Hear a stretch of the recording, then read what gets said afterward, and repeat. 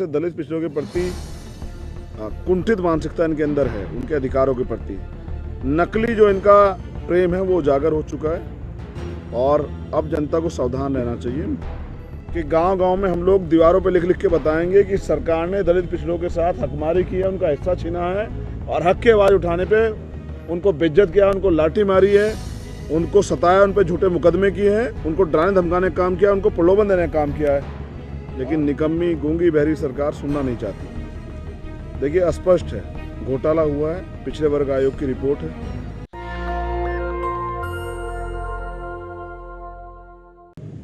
69,000 शिक्षक भर्ती में आंदोलन चल रहा है और उसका 72वां दिन है और 2 दिन से हम लोग भी शामिल हैं।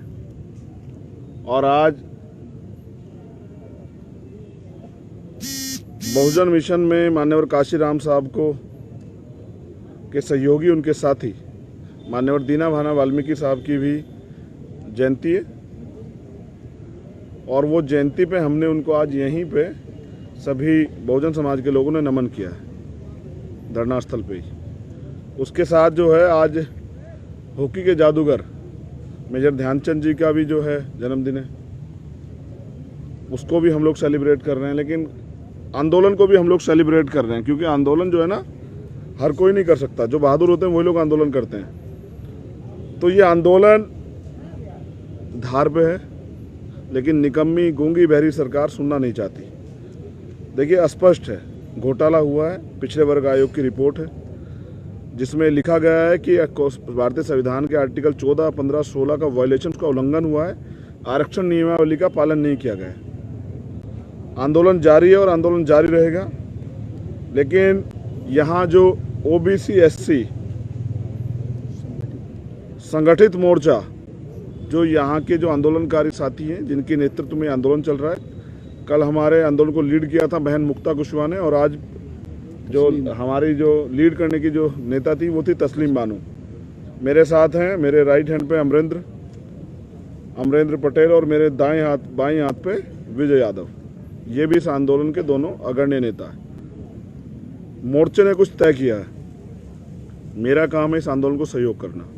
मैं दोनों साथियों से कहूँगा कि उनमें से कोई एक व्यक्ति मोर्चे ने क्या तय किया आंदोलन के विषय में, क्योंकि जो यूनिट है पूरे उत्तर प्रदेश की, लगातार लोग सक्रिय हैं, लगातार लोग आ रहे हैं। रात में भी कल लोग आए थे, आज सुबह में भी हज़ारों लोग आए थे और भविष्य में भी जब जब आंदोलन को धार दी जाएगी और अपील की जाएगी तो लाखों लोग आएंगे भी।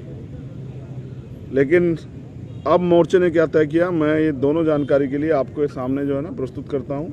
हमारा कोई एक साथी मोर्चे की तरफ से वो अपनी बात रखे कि मोर्चे ने क्या तय किया है। सभी क्रांतिकारी साथियों को जय भीम। जैसा कि भाई ने बताया कि आंदोलन लगातार 72वें दिन सफलतापूर्वक आज हमारा पूरा हुआ शाम तक, जो लगातार जारी रहेगा। सरकार को हम एक मौका दे रहे हैं कि हमारी मांगों को सुना जाए। राष्ट्रीय पिछड़ा वर्ग आयोग की जो रिपोर्ट है वो किसी दल विशेष की नहीं है, एक संवैधानिक संस्था है जिसको इसी सरकार ने गठित किया है। उनकी रिपोर्ट है 6 पन्ने की और वो 29 अप्रैल को ही जारी हुई थी। 72 दिन लग गए इस बात को हम लोगों को निवेदन करते करते, लेकिन किसी ने हमारी सुनवाई नहीं की। उसके बाद ये 2 दिन से जो हमारा आंदोलन बढ़ा हुआ है, हम लोगों ने तय किया है कि हम अगले 5 तारीख तक, 5 सितंबर तक, शिक्षक दिवस तक सरकार को एक मौका देंगे कि वो अपनी गलती सुधारे और अपने आयोग की संस्तुति जो है उसको लागू करे, उसकी सिफारिशें लागू करे और जो दोषी हैं, जो अधिकारी हैं जिन्होंने ये गुनाह किया है, उनको दंडित करें और संविधान का पालन करें। उनके जो मूल हैं उनका जो है सम्मान करें। इसलिए हम लोगों ने तय किया है कि 5 तारीख तक, 5 सितंबर तक हम लोग सरकार का इंतजार करेंगे कि वो हमारे लिए कोई रास्ता निकालेगी। अगर निकाल लेती है तो ठीक है, नहीं तो 6 तारीख को पूरे जो है देशव्यापी आंदोलन हम लोग करने जा रहे हैं, जिसमें हमारे साथ सभी लोग खड़े होंगे, ये हम ऐसी उम्मीद कर रहे हैं। बाकी हमारे भाई जो है आगे जारी रखेंगे। तो अगला आंदोलन हमारा कब है, बड़ा आंदोलन? अगला आंदोलन जो डेट डिसाइड हुआ है हमारे ओबीसी एससी संगठित मोर्चा की तरफ से और भाई का भी सहयोग है, वो 6 सितंबर को रखा गया है। और प्रदेश के सभी जो इससे पीड़ित हैं, ओबीसी एससी के भाई जो भी इससे पीड़ित हैं, वो निकल के आएँ, घरों से निकलें, क्योंकि अपनी आवाज़ उठाने के लिए खुद को सड़क पे आना होगा।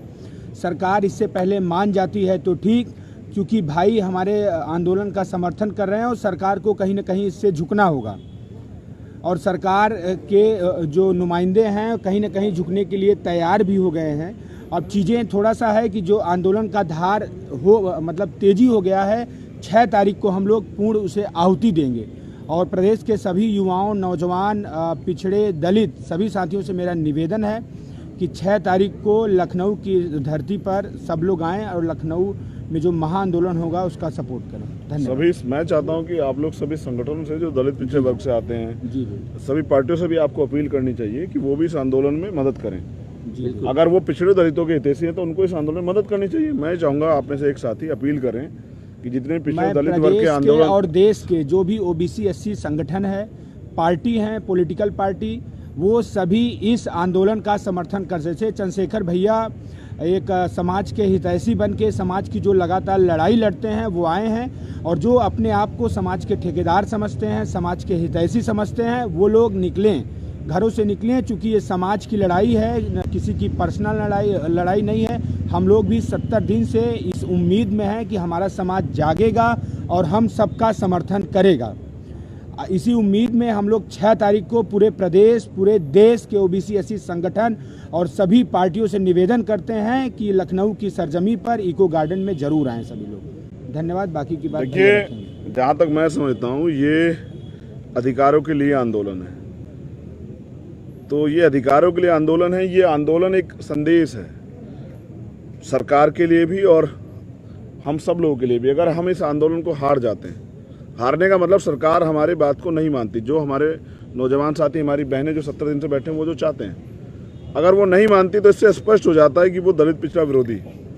और अगर वो मान लेती है, क्योंकि पिछड़ा वर्ग आयोग की रिपोर्ट है जो उनकी संवैधानिक संस्था है, उसमें लिखा गया है, जैसा मैंने आपको बताया कि कॉन्स्टिट्यूशन के आरक्षण नियमावली का वायलेशन हुआ है, तो मैं समझूंगा कि सरकार में थोड़ा बहुत दर्द पिछड़े और दलितों के लिए है, और पिछड़े और दलितों के संविधान सम्मत जो होना है उसके लिए है। ये सरकार संविधान चल रही है।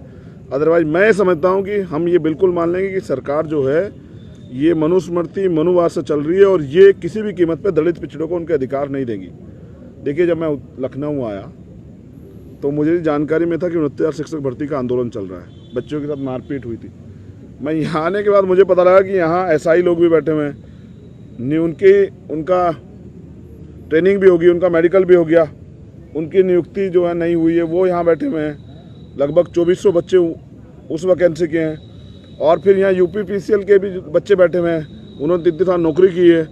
उसके अलावा भी एक और बेसिक शिक्षा वाले मेरे पास हैं, उन्होंने भी काम किया है। उसके अलावा मेरे पास, जब मैंने यहाँ के कुछ अधिकारियों से बात की तो पता लगा कि यहाँ जो लखनऊ में हाई कोर्ट है, वहाँ जो सरकारी कोर्ट है, 185 के लगभग सरकारी कोर्ट है, जिसमें 99% अपर कास्ट के लोग कब्जा है। मुश्किल से एक एससी है, ओबीसी तो शायद है भी नहीं। ये सरकार कौन से एंगल से दलित पिछड़ा के जो समर्थक है, जब ये हमारे लोगों को यहाँ उत्तर प्रदेश में आरक्षण व्यवस्था के हिसाब से 15 या 16 आईपीएस एसएसपी जो हैं वो जिलों में अपॉइंट होने चाहिए थे शेड्यूल कास्ट, शेड्यूल ट्राइब के, और लगभग 20 के करीब होने चाहिए थे पिछड़े वर्ग के। जहाँ तक मेरी जानकारी मुझे प्राप्त 2 हैं एसएसपी, और डीएम मुझे लग रहा 2 भी नहीं है। तो ये कहाँ से सामाजिक न्याय वाली सरकार है? ये सरकार कौन सी जो है किस एंगल से दलित पिछड़ों के हितैषी है? एक तो मेरी समझ में आया कि जिस तरह से दलित पिछड़ों के प्रति कुंठित मानसिकता इनके अंदर है, उनके अधिकारों के प्रति नकली जो इनका प्रेम है वो उजागर हो चुका है, और अब जनता को सावधान रहना चाहिए। ओबीसी एससी संयुक्त मोर्चा ने, शिक्षक संयुक्त मोर्चा जो है, उन्होंने जो ऐलान किया 6 तारीख के आंदोलन को हमारा पूर्ण समर्थन है, और मैं सभी कार्यकर्ताओं से ये मांग करूंगा कि वो बड़ी संख्या में 5 तारीख की रात को इको गार्डन पहुंचे।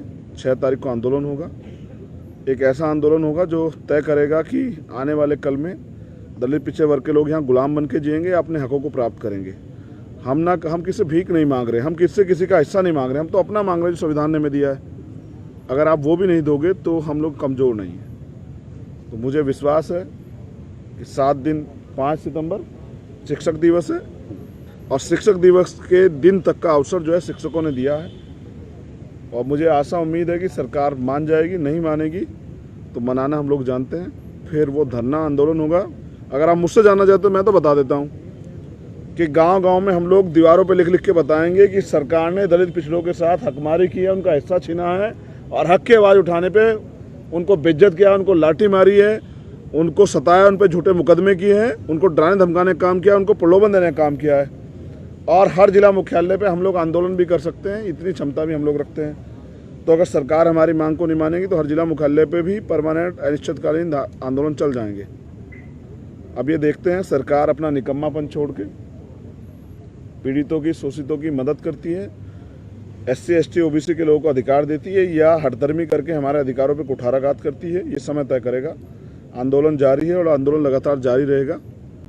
मैं आपसे भी अपील करता हूं कि 6 तारीख में, चाहे 6 तारीख की सुबह पहुंचे या 5 तारीख की रात को, बड़ी संख्या में पहुंचे और सरकार को एहसास कराएं। अभ्यर्थियों से मेरी मांग है कि वो भी आएँ और जो चाहते हैं कि उत्तर प्रदेश में दलित पिछड़े वर्ग के लोगों के हितों की रक्षा और हम अपने आने वाली पीढ़ियों को मुंह दिखा पाएँ, हम उनका सामना कर पाएँ कि जब भारतीय संविधान को ख़त्म किया है, उसके अधिकार छीन रहे थे, आप लोग क्या कर रहे थे, तो हमें लड़ना चाहिए। क्योंकि तमाम हमारे सीनियर नेता कह के गए बहुजन महापुरुष कि जिंदा कौम 5 साल इंतजार नहीं करती। चाहने को तो ये शिक्षक भर्ती के लोग भी अगली सरकार का इंतजार कर सकते थे, लेकिन इसलिए लड़ रहे हैं क्योंकि बिना लड़े कुछ मिलेगा नहीं। मांगने से भीख मिलती है, छीनने से अधिकार मिलते हैं और जो अधिकार आपके छीन ले गए उनके लिए लड़ना पड़ता है। इनमें क्षमता है। मैं उन क्रांतिकारी बहनों को और नौजवान साथियों को भी नमन करता हूँ जिन्होंने इस आंदोलन को चला के रखा, लाठियाँ खाई, और मेरा सहयोग इस आंदोलन में हमेशा रहेगा। जय भीम, जय भारत, जय संविधान, धम्मरात्रि। आप सभी के लिए मंगल कामनाएं। नेशनल दस्तक की आपसे गुजारिश है कि अगर इसको बचाना चाहते हैं तो नेशनल दस्तक को सब्सक्राइब करने के लिए रेड कलर के सब्सक्राइब बटन को दबाएं, फिर बेल आइकन की घंटी दबाएं। नेशनल दस्तक को बचाने के लिए बहुत जरूरी है कि हर खबर को शेयर करें, लाइक करें, कमेंट जरूर करें।